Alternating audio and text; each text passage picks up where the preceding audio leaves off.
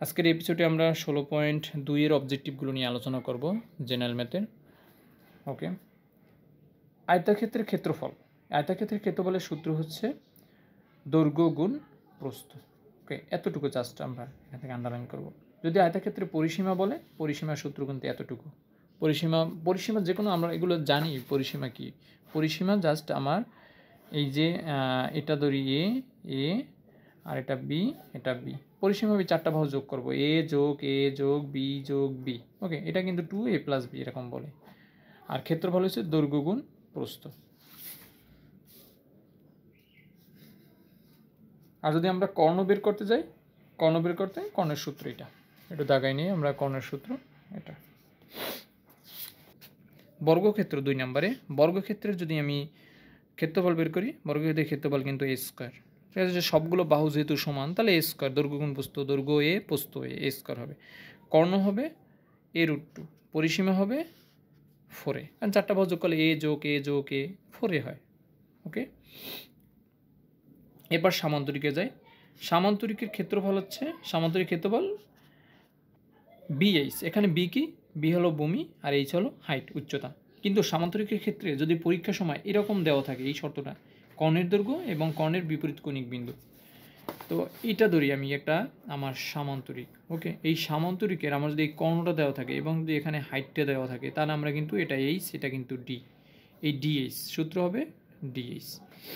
আর যদি আমার পরীক্ষার সময় সামান্তরিকের ভূমি আর দেওয়া থাকে, এই যে সামান্তরিকের ক্ষেত্রে যদি আমার যেটা একটু আগে আমি বললাম, তো এটা ভূমি আর এখান থেকে যদি আমি হাইটটা পাই H, তাহলে সূত্র হবে B গুণ H।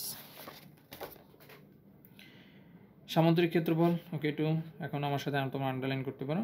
রম্বস। রম্বসটা কি আমরা তো চিনি। রম্বসটা কিন্তু জাস্ট এই যে বর্গ, আমরা যেটা জানি, বর্গকে যদি আমরা একটু যেখানে চাপ দিই তাহলে যে অবস্থাটা তৈরি হবে তাই সেটাই হলো আমাদের রম্বস। আর রম্বসের বর্গের যেহেতু 4টা বাহু সমান, তাহলে এটা রম্বসের 4টা বাহু সমান হবে এ এ এ এ। আমি এটা কল্পনা করলাম।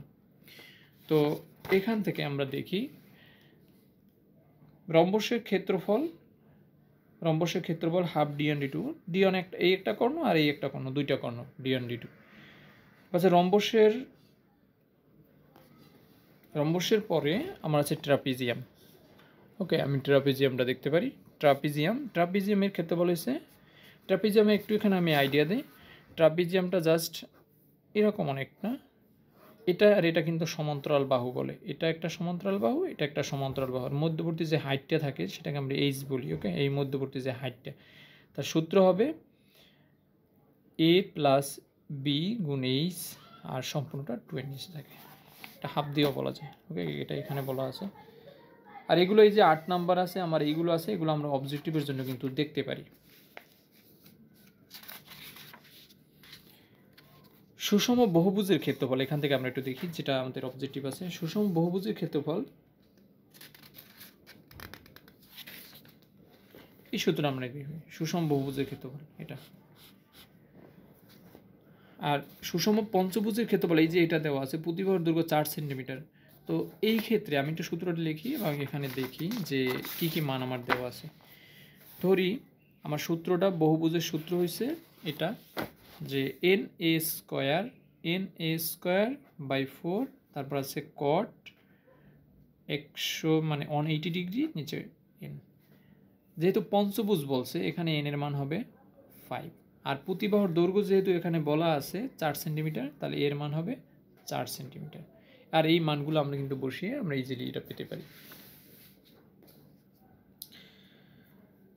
এরপর নিচে আরেকটা অবজেক্টিভ আছে, সুষম ষড়ভুজের প্রতি কোণিক বিন্দু দূরত্ব 4 মিটার হলে।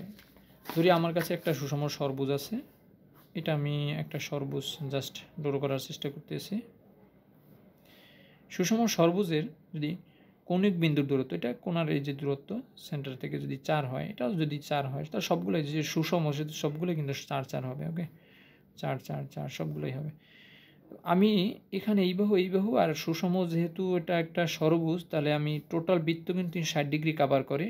আর যেহেতু 6টা ভুজ আছে, তাহলে 6 দিয়ে ভাগ করব, তার 60 ডিগ্রি আসে আমার। এই কোণ আছে এখানে 60 ডিগ্রি। এই বাহু আমি কিন্তু এখন বের করতে পারি যে হাফ, ওই যে একটা আমরা সূত্র বললাম না 16.1-এ, দুইটা বাহু এবং তার অ্যাঙ্গেল দেওয়া থাকলে তখন আমরা কী দিয়ে করবো sin 60 ডিগ্রি।